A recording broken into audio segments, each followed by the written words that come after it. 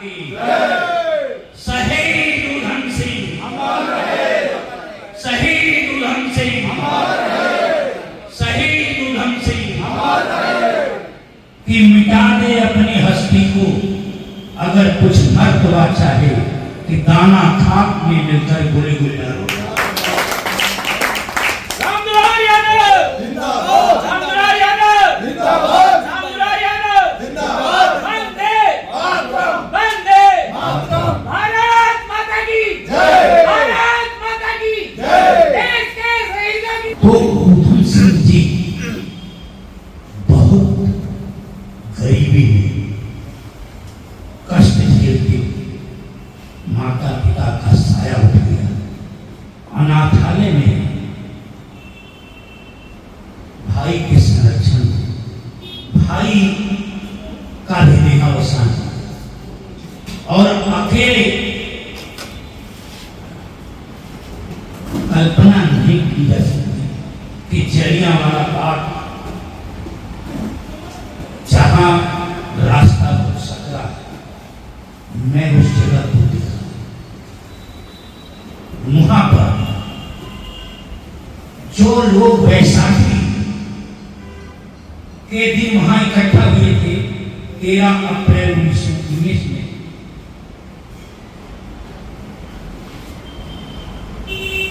क्यों वो इकट्ठा हुए थे? ब्रिटिश सरकार ये समझ रही थी कि पंजाब के अंदर सबसे ज्यादा स्वतंत्रता सेनानी और क्रांतिकारी हैं। ये स्वतंत्रता सेनानियों के लिए उर्वर भूमि है। अगर यहाँ पर इनका कार्यक्रम सफल हो गया तो देश के अंदर क्रांति की ज्वाला भड़क जाएगी। जो उपराज्यपाल वो गायक था, उसने जनरल गायक को आज्ञा दिया कि इन निहत्थे किसानों पर गोली चला दी। भागने का कोई रास्ता नहीं। वहां पर जैसा पूर्व वक्ताओं ने बताया कि सैकड़ों लोग शहीद हो गए और हजारों की संख्या में वहां पर भगत सिंह जी ने जो मिट्टी खून से सनी हुई थी उसको बोतल में ले गए और उधम सिंह वहां पर जब पानी पिला रहे थे तो उन्होंने उसी समय निश्चय कर लिया कि मैं इस नरसंहार का बदला अवश्य लूंगा। साधन विहीन व्यक्ति के अंदर इतना बड़ा जज्बा था, अदम्य साहस था। इसके लिए उन्होंने ब्रिटिश सरकार के अंदर नौकरी की 2 साल और वादे के विरुद्ध ब्रिटिश सरकार ने उन्हें जो तय किया था वो फैसला यह बहुत ही घृण हुए और ब्रिटिश सरकार के खिलाफ लगातार लगे रहे और लाहौर में जाकर भगत सिंह जी से भगत सिंह जी उधम सिंह जी के प्रेरणा स्रोत रहे। क्रांति की ज्वाला उनके अंदर फूटे। भगत सिंह जी ने संदेश दिया और मैं आप लोगों के बीच में बताना चाहता हूं कि उधम सिंह वही इनकलाब जिंदाबाद के नारे लगा और भगत सिंह की फोटो उनके पर्स में रखी रही, चाहे वह देश में गए और चाहे विदेश में गए।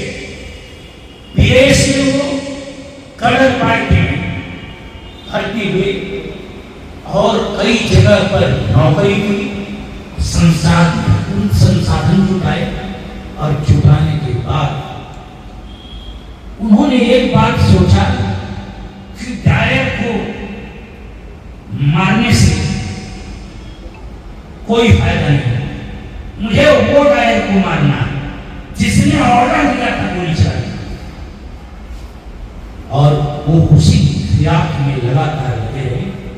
और 31 वर्ष लगे।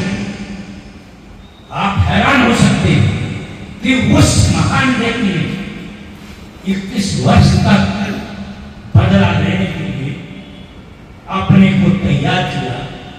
और एक कार्यक्रम के अंदर जब वो डायर था और 2 लोग और थे जो भारत के खिलाफ थे, तो उन दोनों को और वो डायर परिधि में गोली चला दी, 5 गोली चलाई। तो वो डायर का काम भी तमाम हो गया और वो लोग भी घायल हुए। ये निकले और जब पकड़े गए तो इन्होंने कहा कि मैं निर्भीक हूं, निडर हूं, मैं तुम्हारे फौज से, तुम्हारे लोगों से नहीं डरता, और मैं सजा भुगतने के लिए तैयार हूं। और मेरी जो शहादत है, जो 1940 में शहादत हुई, उस पर कहा कि मेरी शहादत ब्रिटिश हुकूमत को भारत से खत्म करने के लिए आखिरी किल होगी। तो हमारे क्रांतिकारियों ने, शहीदों ने, स्वतंत्रता सेनानियों ने, वीरों ने इस देश को आजाद करने के लिए कितनी कुर्बानी दी, जिससे हम लोग आज यहां पर उनके बारे में बात कर रहे हैं। लेकिन अफसोस तब होता कि आजादी के 79 वर्ष और भारत के अंदर आज भी घोर गरीबी, विषमता, धार्मिक पाखंड और छुआछूत सारी कुरीतियां व्याप्त। जब फांसी की सजा हो रही थी उधम सिंह, तो उन्होंने पूछा आपका नाम क्या है? उन्होंने कहा मेरा नाम राम मोहम्मद सिंह आजाद है। वो हैरान था, राम मोहम्मद सिंह आजाद। वो एक धार्मिक एकता का सूत्र था। हिंदू धर्म राम, मोहम्मद इस्लाम धर्म, सिख धर्म राम आदर, और मैं स्वतंत्र। इतने लेकिन हम विषमता के शिकार हैं। भारत के अंदर 79 वर्ष में गीत लिखना पड़ रहा है कि लोकतंत्र बचाना, संविधान बचाना, संवैधानिक संस्थाओं को बचाना है, अपनी स्वतंत्रता को बचाना है। आज पूरा देश किसी न किसी संकट से गुजर रहा है। छात्र, नौजवान, किसान, मजदूर, महिलाएं, सारे लोग कहीं न कहीं त्रस्त हैं। और शिक्षा का हाल यह है कि 10 वर्ष में 1 लाख से ज्यादा स्कूल बंद हो गए और 1 लाख से ज्यादा स्कूलों के अंदर केवल 1 अध्यापक है। शिक्षा कितनी गंभीर अवस्था में जा रही है। और मैं लगातार कहता हूं कि जिस देश की शिक्षा और चिकित्सा गंभीर अवस्था में पहुंच जाएगी, वह देश कभी विकसित देश नहीं बन सकता। और आज दोनों की हालत भारत में चिंता है। यहाँ पर रोज सड़कें बनती हैं, पुल बनते हैं और भरभरा कर गिर जाते हैं। इतना भ्रष्टाचार व्याप्त है और डर का वातावरण। का वातावरण, लोग बोल नहीं सकते, बोलना नहीं चाहते, क्योंकि उनके अंदर महंगाई चरम सीमा पे, बेरोजगारी से नौजवान त्रस्त, छात्र त्रस्त। क्या शहीद उधम सिंह अपने प्राणों का न्यौछावर इसी स्वतंत्रता के लिए किया था? हमारे वीर बलिदानियों और स्वतंत्रता सेनानियों ने यह सपना देखा था कि भारत जब आजाद होगा तो प्रत्येक व्यक्ति की आवाज देश की आवाज होगी और भारत का हर नागरिक अपने को वो समझेगा कि मेरी वाणी का भी इस देश के अंदर। लेकिन आज वो सहना और असहाय स्थिति है। तो हमें इन स्वतंत्रता सेनानियों और शहीदों की शहादत पर गर्व है कि इन्होंने भारत को एकता के सूत्र में बांधने का काम किया। लेकिन आज हम आर्थिक दृष्टि, सामाजिक दृष्टि, शैक्षणिक दृष्टि, आर्थिक दृष्टि विषमता के शिकार, लगातार शोषण और अन्याय हो रहा, बहनों और बेटियों के साथ अनाचार हो रहा और छूटत नहीं। मशीन लोकतंत्र की कैसे कमजोर, संवैधानिक संस्थाओं पर कब्जा करना, संवैधानिक संस्थाओं को कमजोर करना, देश को कमजोर करना। भारत घोर पूंजीवादी व्यवस्था से नहीं सकता। आनुपातिक बराबरी यहां जरूरी है। जब तक आनुपातिक बराबरी नहीं होगी तब तक देश उन्नति नहीं कर सकता। यहां पर आर्थिक असमानता इतनी बढ़ रही है कि गरीब गरीब होता जा रहा है और अमीर अमीर होता जा रहा है। लगातार अरबपतियों की संख्या दिन दूनी रात चौगुनी बढ़ रही है और हम कहते हैं कि हम पहले तीसरी हो गए तो बड़ा बात करते थे, फिर छठी अर्थव्यवस्था बना नहीं है अब भी, और यह बताते कि हम छठी अर्थव्यवस्था, लेकिन ये नहीं बताते कि प्रति व्यक्ति आय में आप कहाँ खड़े। आप 180 देशों में 149 स्थान है आपका प्रति व्यक्ति आय में, ये नहीं बताते। तो विषमता यहाँ बहुत है, इस विषमता को दूर करना होगा और ये विषमता तब दूर होगी जब धार्मिक पाखंड, अहंकार, ईर्ष्या, द्वेष, नफरत और असहिष्णुता खत्म और समाज में सद्भाव, भाईचारा, प्रेम, न्याय और बंधुत्व की भावना पैदा होगी, तब ये विषमता होगी। हम ज्ञानपीठ केंद्र के माध्यम से आप यह न समझिए कि आपकी संख्या कम है। यह संदेश दूर तक हमें भेजना है कि हमें समाज, देश और व्यक्ति के सर्वांगीण विकास के लिए सद्भाव, भाईचारा, प्रेम बढ़ाना है, सबको साथ लेकर चलना है, अहंकार और ईर्ष्या का दमन करना है, सभी से मिलकर रहना है, एकता के सूत्र में बंध कर रहना है, सभी के धर्मों की और सभी वर्गों की इज्जत करना है, उनका सम्मान करना है, तभी हम गौरव और गरिमापूर्ण जीवन जी सकते हैं। आप लोगों ने बहुत देर से यहाँ पर हैं और आदेश दिए आप लोगों के नवैबल करना न कर रखे। अब मैं अपनी वाणी को विराम देता हूँ, आप लोगों का पुनः अभिनंदन करता हूँ और स्वागत करता हूँ और आशा करता हूँ कि लगातार जो बात यहाँ भूली जा रही है उसकी कहीं कहीं बैठकर चर्चा करेंगे, उसे आगे बढ़ाएंगे, जिससे समाज के अंदर एकता 1974 में शहीद ऊधम सिंह की अवशेष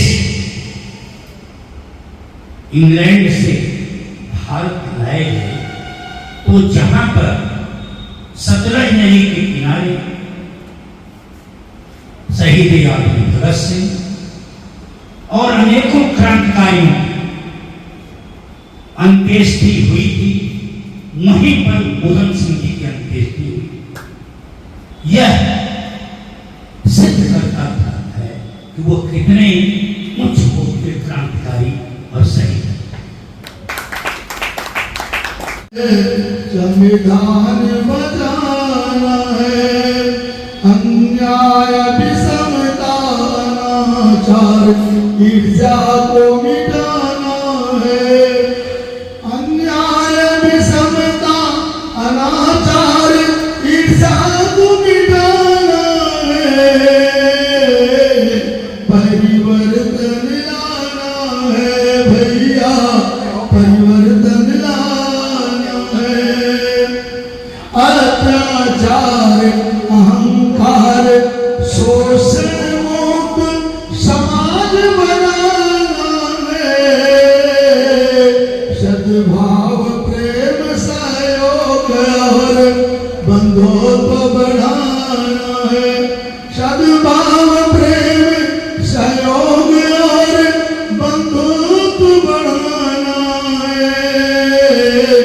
परिवर्तन लाना है भैया, परिवर्तन लाना है। लोकतंत्र बचाना है, संविधान बचाना है। झूठ लूट महंगाई, झूठ लूट महंगाई जुमलों से जन जन को मुक्ति दिलाना है।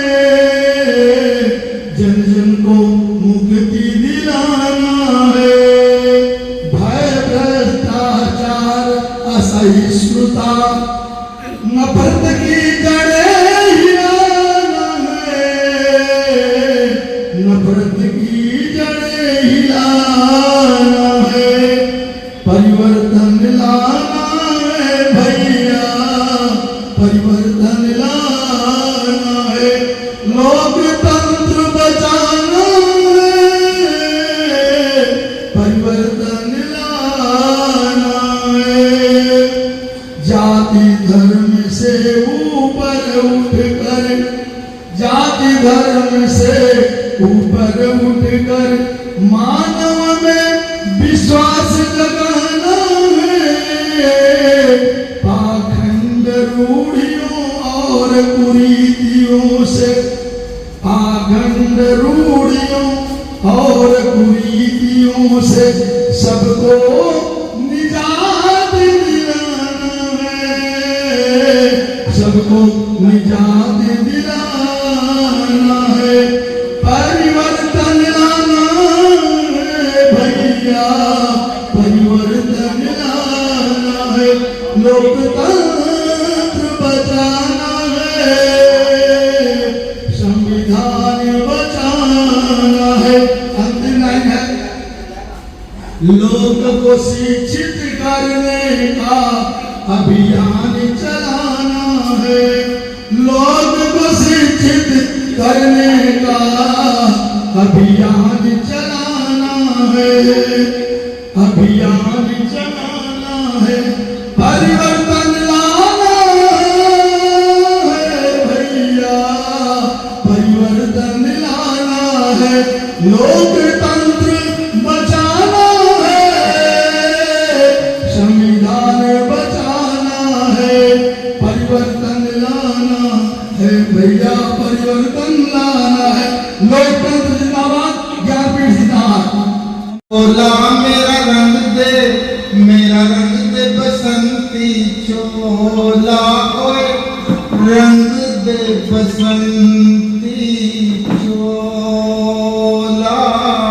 माए रंग दे बसंती चोला, मेरा रंग दे बसंती चोला। मेरा रंग दे मेरा रंग दे बसंती चोला ओए रंग दे बसंती चोला माए रंग दे बसंती चोला। दम निकले इस देश की खातिर बस इतना अरमान है। दम निकले इस देश की खातिर बस इतना अरमान है। एक बार इस राह में मरना 100 जन्मों के समान है। देख वीरों की कुर्बानी,